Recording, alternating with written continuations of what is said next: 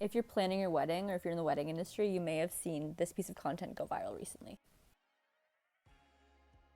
It's a little something we made to give a behind-the-scenes look into the wedding publication industry. It's really an ever-changing market in and of itself, but it plays a major role in the wedding industry for wedding vendors and for couples in general booking their wedding. A lot of couples book the vendors that they choose for their wedding based off of lists and features that they find in magazines like this.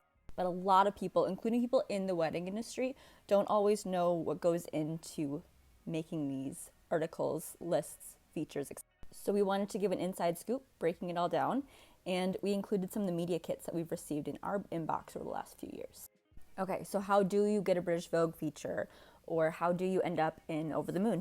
Or in The Wed, Anti-Bride, Wed Vibes, New York Times Vows, etc. Sometimes it's through organic editorial merit, but a lot of times it's pay to play.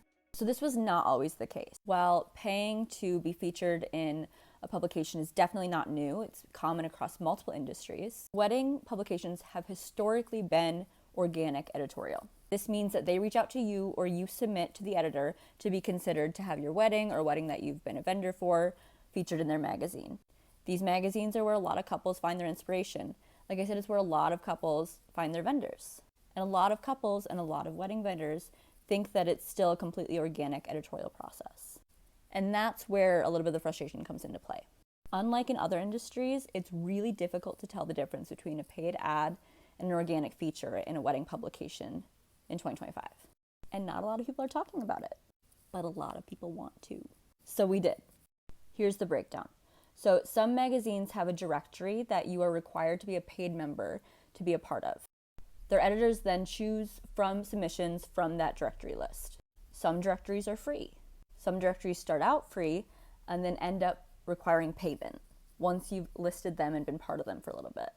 Some magazines give you guaranteed placements depending on what you're paying and how much you want to pay and where you want to be listed. All of this is not like super widely talked about knowledge. A lot of people know or know some portion of it, but we don't talk about it collectively, and a lot of people are confused. Honestly, just want a little more transparency. Like, a lot of people. A lot.